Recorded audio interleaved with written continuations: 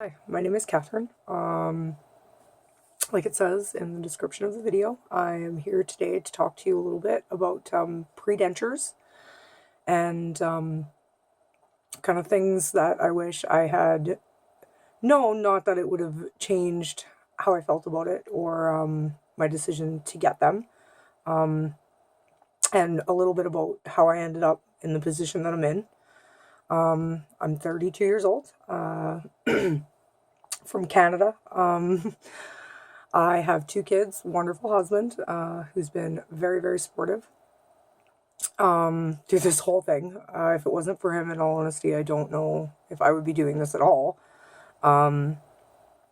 So, go back a little bit. Brushing, dentist appointments, all is kind of important in my house. Some of us just get the crap end of the deal when it comes to that. And I drank a lot when I was a teenager, stomach problems, got out of that, met my husband, had a few really bad experiences at the dentist, which made me very fearful. I cry pretty much every time I go. So anyway, I've had work done in the past. As you can tell, they don't look that bad while I'm talking right now on my phone, thank God. I've had quite a bit of work done. I was happy. I was feeling good. Things just started to go downhill. I got stomach problems from years of just pretty much abuse to my body. I had my tongue pierced. I was in a car accident, which required heavy meds afterwards. That was not kind to my teeth. Then I got pregnant for the first time. And this is kind of for all the women out there who know what I'm going through too. I was so sick through both my pregnancies. All 9 months, I threw up every day, every single day. Usually multiple times a day. It was just, at times I didn't even know if I was going to survive it. I ended up in the hospital with my first for dehydration a few times. Those 2 pregnancies did a real number on my mouth. I have no back teeth remaining. You can actually kind of see it's been so long since I've had back teeth. Sinking in a little bit there. So anyway, I went to go get them fixed. Actually, I have to back up a bit. I went to a doctor's appointment. I was not feeling good. I've been sick for almost 2 solid years now. Found out that I have adhesions from one of my daughters. I had C-sections for both. The second one was not so kind. Anyway, if you look up adhesions, especially the ones like from C-sections, they make you sick, nausea, vomiting. So these are something that could go away next week. It could go away in 5 years from now. I have no idea. It's something that I could have to live with for the rest of my life. So that leads me to now. I was in search of a dentist. Thank God I found the one that I have. Dr. Cross at Empire Dental. She's fantastic. Super understanding. Really got to know me and like the medical issues I was having. Gave me all my options. We could have tried to fix them and put in a partial on the bottom. But with everything else that's going on medically, I could be back here in 5 years, realistically. And I can't do this anymore. It's been 5 solid years. I've been sick. I can't keep commitments. I can't go anywhere. I can't do anything. My life has pretty much come to a standstill at this point. Yeah. So anyway, I finally got to see her, and again, really bad dentists before. I had one dentist literally rip a tooth out of my mouth without checking to see if it was frozen enough. And that was one of the ones back here.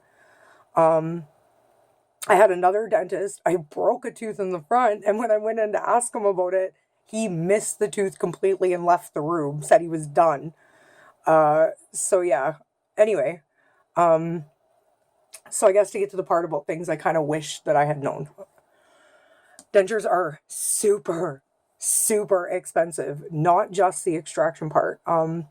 For me personally, 17 teeth is almost $1,000. One plate is $12.50. The second plate I think is like $12.20 or something. Not cheap. So if you're looking at major dental work, like to keep them, you're looking at probably double that. And I'm not suggesting to anybody to get rid of your teeth.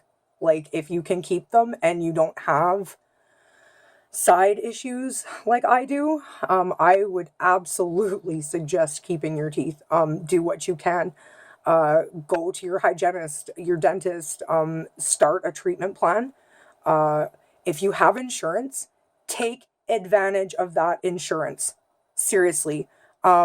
So many times people have insurance through their work and they don't bother to just take the time for dental appointments. But I have news for you. They have to let you go.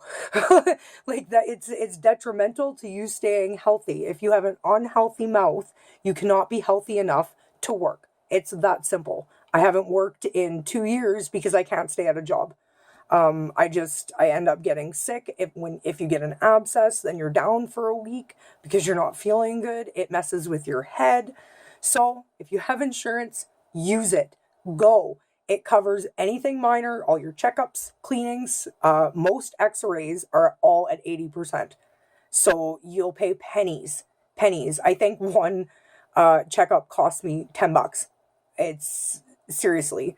If you don't have insurance, look around. Not everybody charges the same amount. I just went where I went because they deal with people with anxiety, which I have a lot of, especially when it comes to my teeth. So what else did I wish I had known? Long term, you can have bone loss. Keep this in mind. The younger you are when you get them, which is why I say save them if you can actually get bone loss. The dentures like push against your gums, and implants at that point are the only way to go. And then that's bone grafting and all kinds of craziness that you're going to want in your mouth. So again, another thing to seriously consider before you get dentures. Another thing that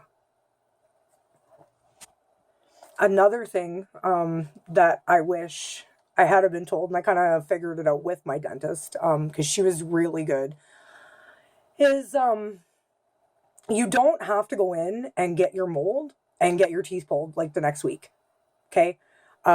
Because like I had said earlier, I am missing most of my back teeth. They were actually able to get me in and do one mold, one tray with teeth, and I got to actually see a few teeth in the back of my head to know if it was the color I wanted, what it was going to look like. If you can stand the pain and you've got that kind of time, do that. You're going to get a longer life out of your immediates. That's the next thing. Immediates and permanents.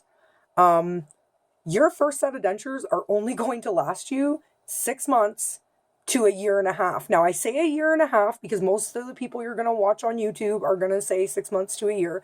I say a year and a half because I was lucky enough to be able to get the better fitting in the back already because I don't have teeth back there. So, like, I'll be able to keep mine a little bit longer.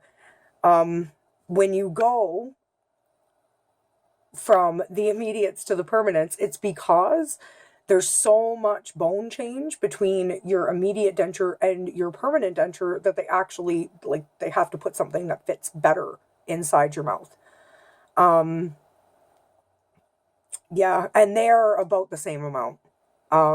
They cost the same. Insurance usually only covers one set the dentist said every 10 years or something.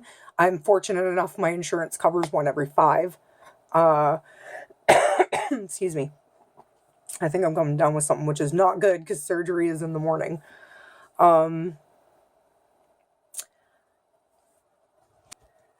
Okay, I guess the only other thing I really want to talk about is just kind of my thoughts on this, really, because like I said a few minutes ago, I am due for extractions in the morning.